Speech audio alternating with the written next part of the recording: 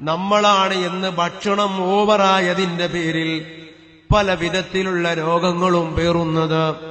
Kidney രോഗികൾ ഏറ്റവും കൂടുതലുള്ളത് മലപ്പുറം ജില്ലയിലല്ലേ? അല്ലാഹു നമ്മെ കാത്തുരക്ഷിക്കട്ടെ.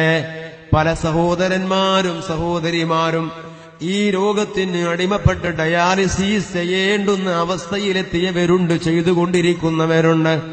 അല്ലാഹു എല്ലാം ശിഫയാക്കുമാറാകട്ടെ. ആരോഗ്യ വകുപ്പ് ഒരു പുതിയ പഠന റിപ്പോർട്ട് പുറത്തുവിട്ടല്ലോ.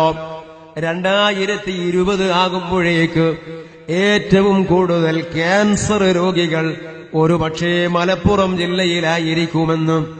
എവിടെയാണ് പിഴവ് പറ്റിയത്?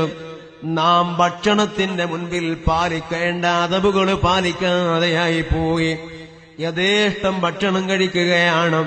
നോക്കൂ നിങ്ങൾ, ഒരു ആരോഗ്യമുള്ള ശരീരത്തിന്റെ നിർമ്മിതിക്ക് എങ്ങനെ ഭക്ഷണം കഴിക്കണമെന്ന് മുത്തുനബി നമ്മെ പഠിപ്പിച്ചു. നിന്റെ വയറിനെ മൂന്നായി നീ ഭാഗിക്കണം. അതിൽ 1/3 ഭാഗം ഭക്ഷണം കഴിക്കണം, 1/3 ഭാഗം വെള്ളം കുടിക്കണം, 1/3 ഭാഗം ഖാലിയായി ഇടണം.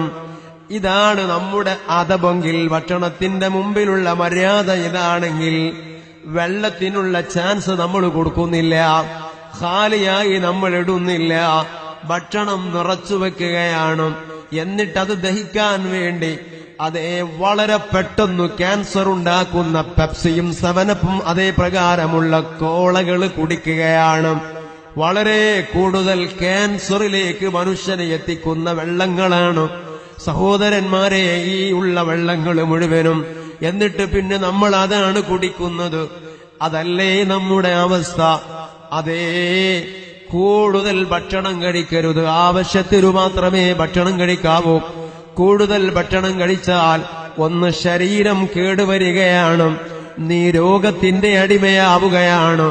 അതൊക്കെ ഒരു ഭാഗത്ത് നടക്കുന്നതിന്റെ പുറമേ അതേ നിന്റെ ഏറ്റവും പ്രധാനപ്പെട്ട അവയവം ആ ഹൃദയത്തിന് ഖസുവത്തുൽ ഖൽബ് സംഭവിക്കുന്നു. ഹൃദയം കടുത്തു പോവുകയാണ്. ആ ഹൃദയത്തിൽ പിന്നെ നന്മകൾക്ക് പ്രവേശനമില്ലാതെയായി മാറുകയാണ്. മഹാനായ ഇബ്രാഹിം ഇബ്നു അദ്ഹം തങ്ങളോട് ലുബ്നാനിലെ ഔലിയാക്കളുടെ സംഘങ്ങളുടെ ഉപദേശം തന്നെ എന്താണ്? അതേ, ഭക്ഷണം വർദ്ധിക്കുന്ന ആളുകള് എപ്പോഴും തീറ്റയാണ്, എപ്പോഴും വയറു നിറഞ്ഞ അവസ്ഥയിലാണ്. അങ്ങനെ ഭക്ഷണം കഴിക്കുന്ന ആളുകളില്ലേ, അതേ, അവർക്ക് ഇബാദത്തിന്റെ ലദ്ദത്ത് ലഭിക്കുന്നതല്ല. ഇബാദത്തിന് ഒരു ടേസ്റ്റ് ഉണ്ട്, ഇബാദത്തിന് ഒരു രസമുണ്ട്. ആ രസം ലഭിച്ച ആളുകൾ ഇബാദത്തിലാണ്, അവർ വീണ്ടും ഇബാദത്തിലാണ്. അവർക്ക് പിന്നെ വേറെ പ്രശ്നങ്ങളില്ല. ഉർവത്ത് ഇബ്നു സുബൈർ തങ്ങളാണെന്നാ ഞാൻ ഓർക്കുന്നത്. അവിടുത്തെ ശരീരത്തിലെ കാല് പകുതി അങ്ങ് മുറിച്ചു കളയേണ്ട ഒരു അവസ്ഥ വന്നു. എങ്ങനെ മുറിച്ചു കളയും? ഇന്ന് അനസ്തേഷ്യ സംവിധാനങ്ങളുണ്ട്, ബോധം കെടുത്താനുള്ള മാർഗങ്ങളുണ്ട്, തരിപ്പിച്ചു കളയാനുള്ള സംവിധാനങ്ങളുണ്ട്. എന്തു ചെയ്യും? ആ സമയത്താണ് ആ മഹാനവറുകൾ നിസ്കാരത്തിലേക്ക് കടന്നു. നിസ്കാരത്തിലേക്ക് കടന്ന സമയത്ത് മഹാനവറുകളുടെ കാല് മുറിക്കുകയാണ്. ആ കാല് മുറിക്കുമ്പോ അതിന്റെ വേദന അവിടുന്ന് അറിയുന്നില്ല. കാരണം എന്തേ? വളരെ വലിയ ഇബാദത്തിന്റെ ടേസ്റ്റ്, അതിന്റെ ലദ്ദത്ത് അനുഭവിച്ചുകൊണ്ടിരിക്കുകയാണ്. ആ ഇബാദത്തിൽ അങ്ങ് ലയിച്ചു ചേർന്നപ്പോ, അതിന്റെ ലഹരി അങ്ങ് തലക്ക് പിടിച്ചപ്പോ, കാല് മുറിച്ചപ്പോ അതിന്റെ വേദന അറിഞ്ഞില്ല.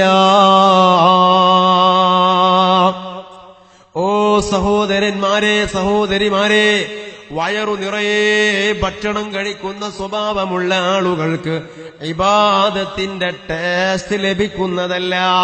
ഒന്ന്, ഇബാദത്ത് എടുക്കാൻ തന്നെ താല്പര്യം ഉണ്ടാവില്ല. ഇബാദത്ത് എടുത്താൽ തന്നെ ഫർദിൽ മാത്രം അത് ഒതുങ്ങിക്കൂടുകയാണ്. സുന്നത്ത് ചെയ്യാൻ ശരീരം അനുവദിക്കില്ല. മഹാനായ യഹ്യ അലൈഹിസ്സലാം വലിയ ഒരു പ്രവാചകനാണ്. പലപ്പോഴും കരഞ്ഞ പ്രവാചകനാണ്. നരകമെന്ന് കേൾക്കുമ്പോഴേക്ക് വിതുമ്പിക്കരയുന്നവരാണ്. ആ യഹ്യ അലൈഹിസ്സലാമിന്റെ മുൻപിൽ ഇബ്ലീസുൽ ലഈൻ പ്രത്യക്ഷപ്പെടുകയാണ്. എന്നിട്ട് പറഞ്ഞു, യഹ്യ നബിയെ, ഞാൻ നിങ്ങളെ ഒന്ന് ഉപദേശിക്കട്ടെയോ? യഹ്യ നബി പറഞ്ഞു, പോടാ മുമ്പിൽ നിന്ന്, നിന്റെ ഒരു ഉപദേശം, നീ ഇബ്ലീസുൽ ലഈനല്ലേ, ആർക്കു വേണമെടോ നിന്റെ ഉപദേശം, മാറി നിൽക്കടാ മുമ്പിൽ നിന്നു എന്ന് യഹ്യ അലൈഹിസ്സലാം ഇബ്ലീസിനോട് പറയാണ്. പക്ഷേ അതിന്റെ ശേഷം അവിടുന്ന് പറഞ്ഞു, നിന്റെ ഉപദേശമൊന്നും എനിക്കു വേണ്ട, പക്ഷേ ഒന്ന് എനിക്കറിയേണ്ടതുണ്ട്, ആദമിന്റെ മക്കളെ പറ്റിക്കുന്ന പണിയല്ലേ നിനക്കുള്ളത്? ആദമിന്റെ മക്കളെ പറ്റിക്കുന്ന പണിയല്ലേ നിനക്കുള്ളത്? വേറെ ഒരു പണിയും നിനക്കില്ലല്ലോ. എങ്ങനെയാണ് ആദം സന്തതികളെ നീ പറ്റിക്കുന്നത്? അതൊന്ന് പറഞ്ഞു തരാമോ? ആ സമയത്ത് യഹ്യ അലൈഹിസ്സലാമിനോട് ഇബ്ലീസുൽ ലഈൻ പറയുകയാണ്, ഓ യഹ്യ നബിയെ, ആദം സന്തതികളെ 3 വിഭാഗമായി ഞങ്ങൾ തിരിച്ചിട്ടുണ്ട്. 3 വിഭാഗമായി ആദം സന്തതികളെ ഞങ്ങൾ തിരിച്ചിട്ടുണ്ട്. അതിൽ ഒരു വിഭാഗം അമ്പിയാക്കളാകുന്ന നിങ്ങളാണ്, ഇസ്മത്ത് ലഭിച്ച നിങ്ങളാണ്. നിങ്ങളെ ഞങ്ങളുടെ കളിക്ക് കിട്ടില്ല.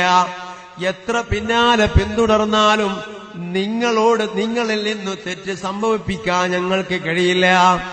അതേ സമയത്ത് മറ്റൊരു വിഭാഗമുണ്ട്, അവരാണ് ആദം സന്തതികളിൽ ഞങ്ങൾക്ക് ഏറ്റവും കൂടുതൽ തലവേദന സൃഷ്ടിക്കുന്നവര്.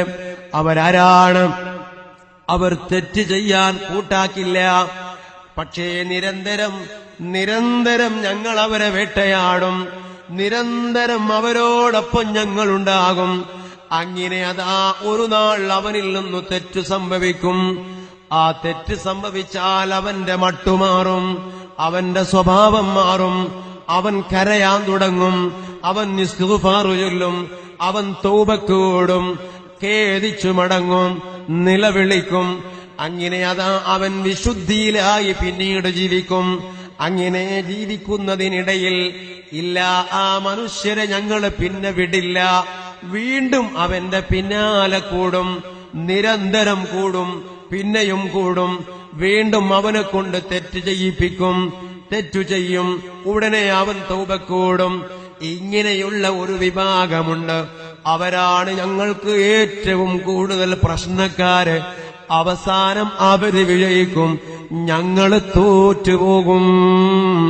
അവസാനം അവര് തൗബയിൽ അഭയം പ്രാപിച്ച് അതേ പടച്ച റബ്ബ് അവർക്ക് പുറത്തു കൊടുത്ത് അവര് രക്ഷപ്പെട്ടു പോകും. ഞങ്ങളുടെ ശ്രമങ്ങൾ മുഴുവനും പരാജയപ്പെട്ടു പോകും. അതേ സമയത്ത് ഓ യഹ്യ നബിയെ, മറ്റൊരു വിഭാഗമുണ്ട് ആദം സന്തതികളിൽ. അവർ ഞങ്ങളുടെ മുമ്പിൽ എങ്ങനെയാണെന്നറിയാമോ? അതേ, നിങ്ങളുടെ കുട്ടികൾ കളിക്കുന്ന കാൽപന്തില്ലേ, ആ കാൽപന്ത് പോലെയാണ് ആ വിഭാഗം ആളുകൾ ഞങ്ങൾക്കിടയിൽ. അഥവാ ആ കാൽപന്ത് എങ്ങോട്ടടിക്കണമെന്നാണോ അവൻ ഉദ്ദേശിച്ചത്, ആ ഭാഗത്തേക്കടിച്ചാൽ അത് അങ്ങോട്ട് പോകും. ഇങ്ങോട്ടടിക്കണമെങ്കിൽ ഇങ്ങോട്ടടിച്ചാൽ അത് ഇങ്ങോട്ട് പോകും. ഈ രൂപത്തിൽ, വേണ്ട രൂപത്തിൽ അവയെ കൈകാര്യം ചെയ്യാൻ പറ്റുമെങ്കിൽ ഞങ്ങൾ എന്താണോ അവരോട് പറയുന്നത്, ആ പറയുന്നത് അതേ രൂപത്തിൽ ശിരസ്സ വഹിക്കുന്നവരാണവര്. അങ്ങനെയുള്ള ഒരു വിഭാഗം ആദം സന്തതികളിലുണ്ട്. അവരുടെ കാര്യത്തിൽ ഞങ്ങൾക്ക് ബേജാറില്ല. അവരെപ്പോഴും ഞങ്ങളുടെ പിടുത്തത്തിലാണ്. അവർക്കൊരു വീണ്ടും വിചാരത്തിന്റെ മനസ്സ് പോലുമില്ല.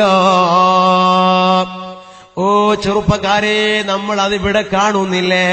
ഒരു വിഭാഗം ആളുകളുണ്ട്, അവര് പള്ളിയിലുണ്ട്, അവര് മജ്‌ലിസുകളിലുണ്ട്, അവര് നന്മക്കുണ്ട്, ഖൈറിന്റെ രംഗത്തുണ്ട്. എന്തെങ്കിലുമൊക്കെ അബദ്ധങ്ങൾ പറ്റിയിട്ടുണ്ടെങ്കിൽ തന്നെ അവര് തൗബ ചെയ്യുന്നുണ്ട്. മറ്റൊരു വിഭാഗമുണ്ട്, പള്ളിയിൽ അവരില്ല, സ്വലാത്തിന് അവരില്ല, നന്മക്ക് അവരില്ല. അവർ അല്ലാഹുവിന് ഏറ്റവും വെറുത്തിഷ്ടമില്ലാത്ത അങ്ങാടിയിൽ പരതിയാൽ അവരെ കാണാം. വേണ്ടാത്ത ഇടങ്ങളിൽ അവരെ കാണാം, തോന്നിവാസങ്ങളുടെ ഇടങ്ങളിൽ അവരെ കാണാം. ഏതൊക്കെ വൃത്തികേടുകളുണ്ടോ, എന്തൊക്കെ തോന്നിവാസങ്ങളുണ്ടോ, ഏതൊക്കെ അനർത്ഥങ്ങളുണ്ടോ, ആ അനർത്ഥങ്ങളുടെയൊക്കെ വാഹകരായി അവരങ്ങനെ ജീവിക്കുകയാണ്. അങ്ങനെയുള്ള ഒരു വിഭാഗത്തെയും കാണാം. നാം അത് കണ്ടുകൊണ്ടിരിക്കുകയാണ്. അല്ലാഹു നമ്മെ കാത്തുരക്ഷിക്കട്ടെ.